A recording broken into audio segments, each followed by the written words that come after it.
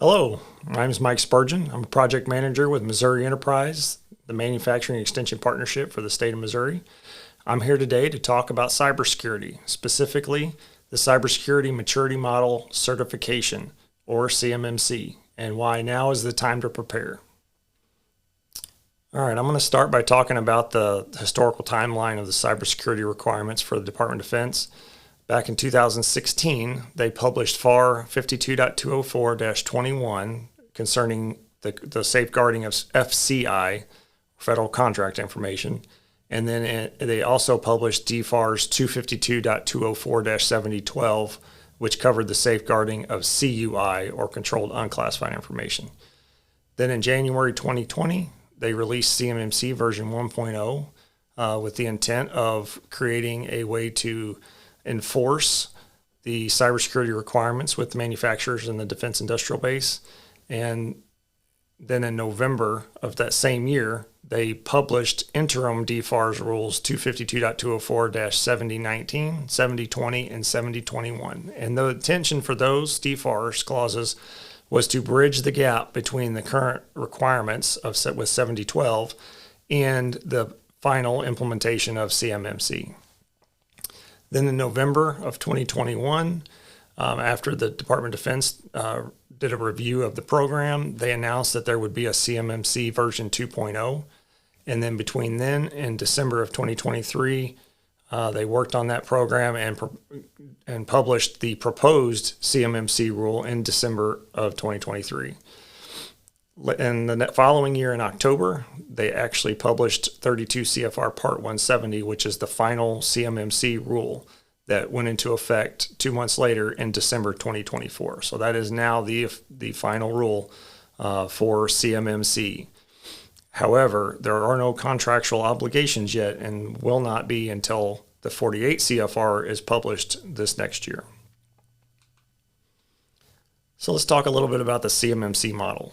So with version 2.0, there's 3 levels to CMMC. You have level 1, which are the 15 requirements that align with the FAR 52.204-21, again, concerning the safeguarding of FCI. Level 2 is the 110 requirements that align with NIST Special Publication 800-171 and the DFARS 252.204-7012. Those same 110 requirements that are in regards to safeguarding CUI. Level 3 is the same 110 requirements from level 2, but in addition, you have 24 additional requirements from NIST SP 800-172, and those will only be for specific highly sensitive programs, depending on the Department of Defense's discretion. It's estimated that only 1% or less than 1% of companies, contractors, will have to implement the level 3 controls.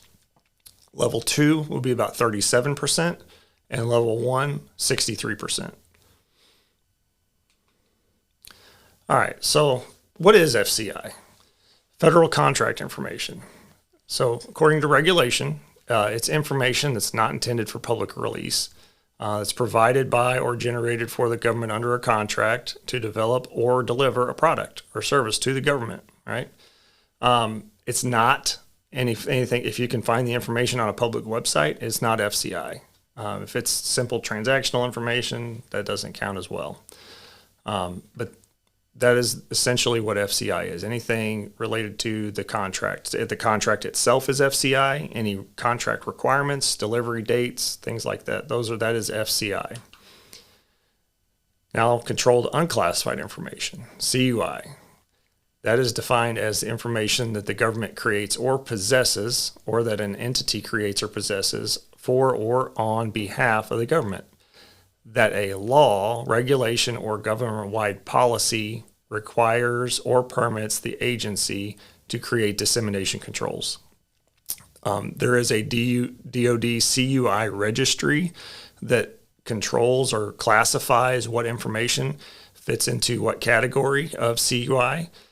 With defense contracts, typically that information is the controlled technical information or engineering drawings, specifications, those kind of documents. Again, not publicly available information. If it's something publicly available, does not apply. And again, if you have FCI, that means that you have to implement the controls for CMMC level 1. If you're handling CUI, then you have to implement the controls of level 2. All right, so the implementation plan for CMMC, as I kind of mentioned a minute ago, in spring 2025, could be summer, depends on how quick they get the rule published. They are anticipated to publish the 48 CFR or Title 48 rule that will actually stipulate the contractual requirements and how that will be rolled out. However, in the Title 32 rule, they did publish and state that there would be 4 phases of implementation. So phase 1, which would begin at the published date or effective date of the 48 CFR rule, phase 1 would begin, and that would incorporate level 1 and level 2 self-assessments. 12 months later, so 12 months after the published or effective date of 48 CFR, phase 2 would go into effect, and that is going to implement the level 2 certified third-party assessment organizations, or C3PAO assessments. And then phase 3 begins 12 months later than that, which is going to begin the level 3 DIBCAC assessments. So again, those dates, that's when those contracts will start having that requirement in it. And then phase 4 begins, it will be 36 months after the 48 CFR is effective.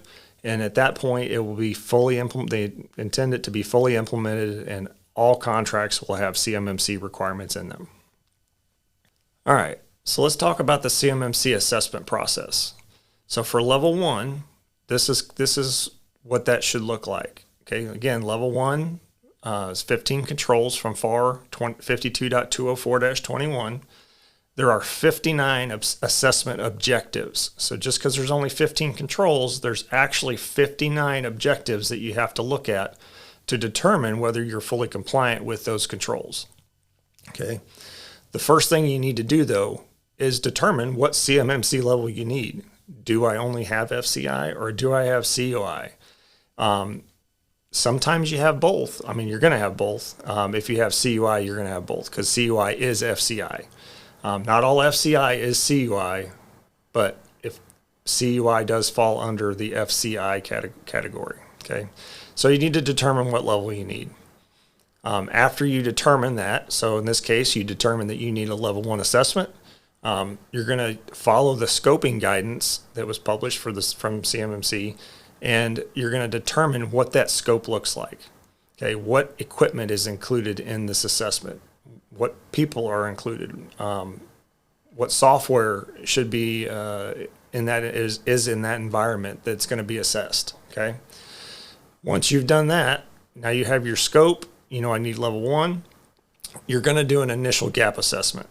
So you're going to look at each of those 59 assessment objectives, and you're going to determine whether you have that control fully implemented. Okay.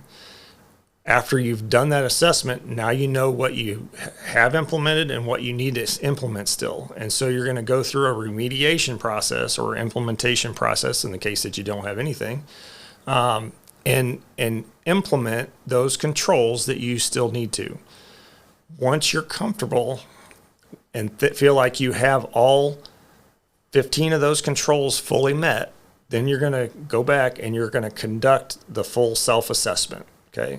That is an annual requirement. Every year after it becomes an obligation, then you will have to do a self-assessment. You're going to do a full assessment, look at all 15 controls, all 59 assessment objectives, and then assuming that you have identified that all of those objectives are met, you will give yourself a passing grade on the assessment, and your company leadership will then have to fill out and submit an affirmation through the SPURS portal, or the Supplier Performance Risk System. Will submit an affirmation that your organization is compliant with those controls. Okay. If you determine that something changed and you did not meet all of those 15 controls, then you got to go back to the remediation process again and fix those issues before doing the self-assessment again. All right, so now we're going to look at the CMMC assessment process for level 2. It's very similar to level 1, okay, but there's 110 controls now, and these come from NIST Special Publication 800-171 Revision 2. And I want to make note of that. It is Revision 2. There is a draft Revision 3 out, but even after that becomes effective, the CMMC program is still using Revision 2. There are 320 assessment objectives. Okay, so some controls may have 6 or 7 assessment objectives. Others only 2 or 3, but there are 320 in all, and you have to identify that you're compliant with all of them. So the first thing you're going to do, again, going back, you're going to make a determination of the CMMC level you need. In this case, you need the level 2. Then you're going to look at the assessment scope.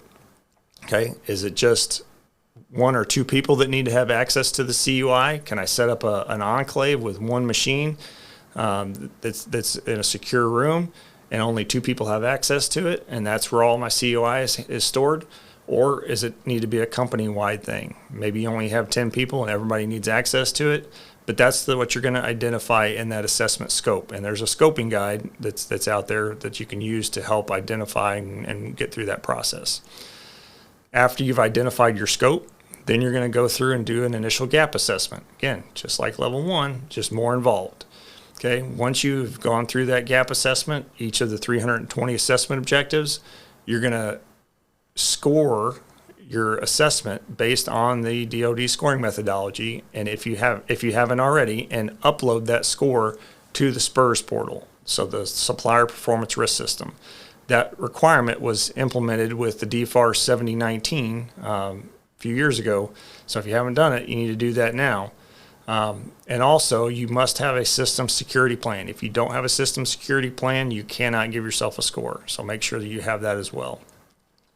Okay, so now that you know what controls you have implemented, which ones you still need to implement, then you need to go through that remediation process. You're going to have a plan of actions and milestones, or what they call a POAM. That is just a document that identifies what your controls are that you need to implement, who's responsible, when do you think you're going to have that implemented. It's just a tracking mechanism for keeping yourself accountable and making sure that you get those documents implemented or get those controls implemented in a timely manner. Okay, once you go through that entire process, could take 6 months, could take 9 months or a year. Depending on how many controls you have to implement, depending on your budget, if you got to invest in some hardware or software, it could take a while to get those controls implemented. But once you have that done, then you want to go through and perform either a self-assessment, another full self-assessment. If it's in that first year of the CMMC program, that phase 1, where all you have to have is a self-assessment, you're going to do that. Or if you're past that point, you're going to reach out to a C3PAO, the Certified Third-Party Assessment Organization, to get that external assessment for your certification. Okay, that certification when you get that external assessment or the self-assessment, it's valid for 3 years. Okay, assuming you pass, that certification is valid for 3 years. But even if you don't have everything implemented, so if there's a few things that you miss, you had the external assessment done, you realize that there's still a couple controls that aren't fully implemented, depending on which ones they are. There are some of them allowed to, on a conditional basis, give you a conditional certification with that POAM still in place. And so you'll identify those whatever items on your POAM, but they have to be closed out within 180 days or your certification will be terminated. So once you have all the POAM items completed, or if you passed them all the first time, the next thing you're going to have to do is an affirmation, similar to level 1. You're going to do an affirmation from the company leadership stating that your organization is compliant with the requirements, in this case for level 2. But that comes from the company leadership, and it is an annual requirement. Even though your certification is valid for 3 years, every year that they need to update that affirmation that you're still following those controls. The next thing I want to talk about is some areas of concern, all right? So we kind of talked through the process. It can be lengthy. There's a lot involved in doing a assessment, especially for a level 2 assessment. Okay, so some areas that have been identified, not just by me but others, that typical are issues typically found. Right. So number one, I got failure to plan ahead. Right. So if you don't start planning now, you may be in a situation where it is a contractual requirement to have CMMC implemented, but you don't have it done yet. And it's still going to take 6 months because you didn't plan ahead and start working on getting these controls remediated ahead of time. And now the requirement's here. Maybe there's, still not very many C3 PAOs, so it's going to take a while to get your assessment scheduled. So try to avoid getting in that situation and start now. And get to work on meeting those controls. Okay. So the second thing I have is misinterpretation of controls. It's found pretty often. I know the DIBCAC, the Defense Industrial Base Cybersecurity Assessment Center, has done a lot of assessments over the last few years of organizations that had scores submitted in SPURS and found a large discrepancy in what the score that they had posted versus what they actually scored after doing the assessment. And a lot of that was due to misinterpretation of controls, where they thought they were compliant, but they really weren't. And so that is an issue. Another thing, poor documentation. So it's one thing to have the controls implemented, but you have to document what those policies are, what your procedures are, how you do things. Everything needs to be documented. If it's not documented, then you're not doing it right. If you're familiar with any of the QMS systems like AS9100 or ISO, you got to have your things documented. If it wasn't documented, it wasn't done, right?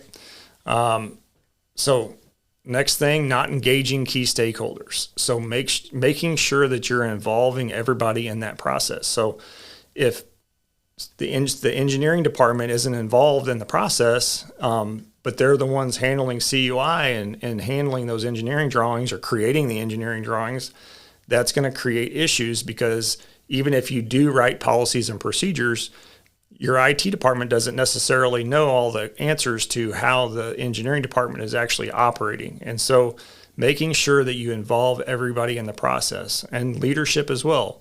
Leadership has to be involved in the process and understand what's going on. They're the ones that are going to have to sign off on these policies and make that affirmation that you're compliant. So they need to be involved as well. And then last I have on here is lack of employee training. So again, you have the policies created, your procedures are documented, but if you don't go through the effort of making sure that the employees understand what's in those documents and are trained to follow those procedures, then you're going to find yourself at the time of the assessment when they come in and start asking somebody, okay, what are you doing? And they're not going to have an answer. Or where do you take this? What do you do with the CUI or this drawing when you're done with it? What do you do? If they don't know the answers to those questions or give completely wrong answers, then you're going to be in trouble. So again, these are just some areas that are common areas for that issues are created from, and need to keep in mind when you're going through this process. So how can we help? Okay, we have the experience to understand what the requirements are, what each of those objectives mean. So, again, a lot of the issues come from misinterpretation of the requirements. And again, there's 320 objectives for CMMC Level 2. And a lot of people just don't understand what they're actually asking for. Some of it's a little confusing, a lot of information in there. We can help you go through that process and understand what those are. We can also help conduct the assessments. We can come in and do that gap assessment for you.